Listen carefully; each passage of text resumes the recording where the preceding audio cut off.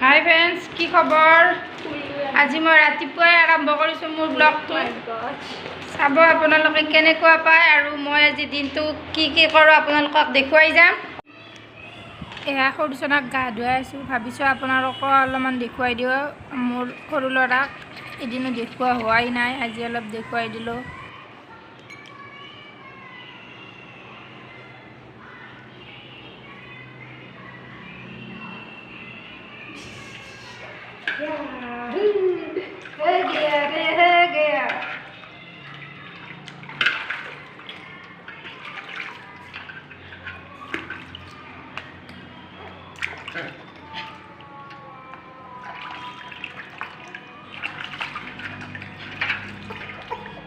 No.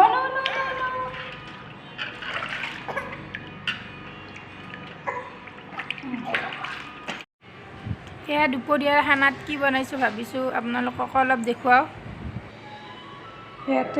তেল ব্যৱহাৰ কৰিছোঁ মই ইয়াতে। মই আজি বনাবলৈ গৈ আছোঁ আলু মাছে আৰু মেষ্টা টেঙা। মই ইয়াতে ফোৰণ ব্যৱহাৰ কৰিছোঁ অলপমান, আৰু এয়া পিঁয়াজ এইখিনি অলপ ৰঙচুৱা কৰি ভাজি ল'ম।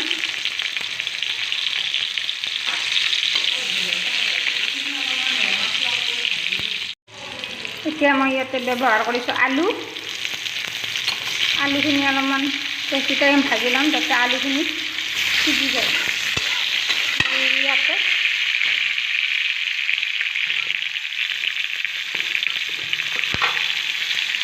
মই সোৱাদ অনুসাৰে নিমখ ব্যৱহাৰ কৰিছোঁ। মই হাতেৰে দিওঁ, নিমখটো মই চামুচেৰে দিলে আন্দাজ নাপাওঁ, হাতেৰে ব্যৱহাৰ কৰোঁ। অলপ ৰঙচুৱা হোৱাৰ পিছত মই ইয়াতে ব্যৱহাৰ কৰিছোঁ হালধিটো মই পিছত দিছোঁ, কাৰণ নহ'লে আগতে হালধি দিলে লাগি যায়। আৰু ইয়াতে ব্যৱহাৰ কৰিছোঁ অলপমান জিৰা গুড়ি, আৰু এয়া ৰচুন অলপমান। সেইখিনি ভালকৈ লৰাই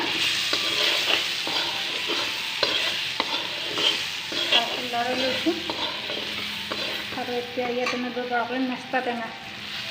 বেছি ব্যৱহাৰ আপোনাৰ অলপমান ব্যৱহাৰ কৰিছোঁ, নহ'লে ইয়াৰ বহুত টেঙা হৈ যাব। আপোনালোকে যিমানটো পৰিমাণে খায় সিমানটো পৰিমাণে ব্যৱহাৰ কৰিব পাৰে। সেইখিনি অলপমান টাইম ভাজি ল'ম। এতিয়া দেখিছে ধুনীয়াকৈ মই ভাজি লৈছোঁ আলুখিনি আৰু মেষ্টা টেঙাখিনি। এতিয়া মই ইয়াতে পানী ব্যৱহাৰ কৰিম। মই গৰম পানী ব্যৱহাৰ কৰিছোঁ। গৰম পানী ব্যৱহাৰ কৰিলে বেছি টেষ্টি হয় আঞ্জাখন।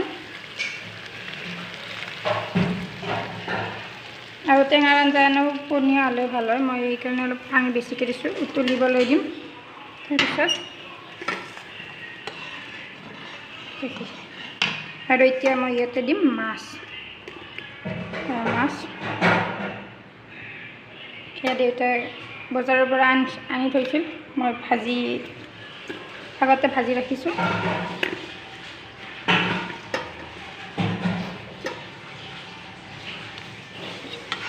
মই মাছ দিলোঁ। এতিয়া আঞ্জাখন মই উতলিবলৈ দিম। উতলাৰ পিছত ইয়াৰ কালাৰটো কেনেকুৱা হয়, খাই কেনেকুৱা লাগে আপোনালোকক মই জনাই আছোঁ। ফাইনেলি আমাৰ মেষ্টা টেঙাৰ লগত মাছৰ আঞ্জা ৰেডি। কালাৰটো দেখিছে খুবেই ধুনীয়া হৈছে। ইয়াৰ গোন্ধটো ধুনীয়াই ওলাইছিল, খায়ো চাগে ভাল টেষ্টিয়ে লাগিব।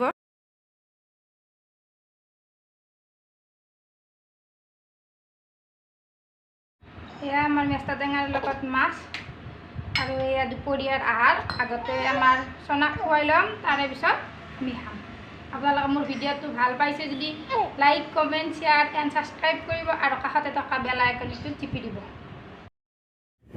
দুপৰীয়াৰ ভাত খাই টোপনি গ'ল। ভিডিঅ'টো শেষলৈ চোৱাৰ বাবে সকলোকে ধন্যবাদ।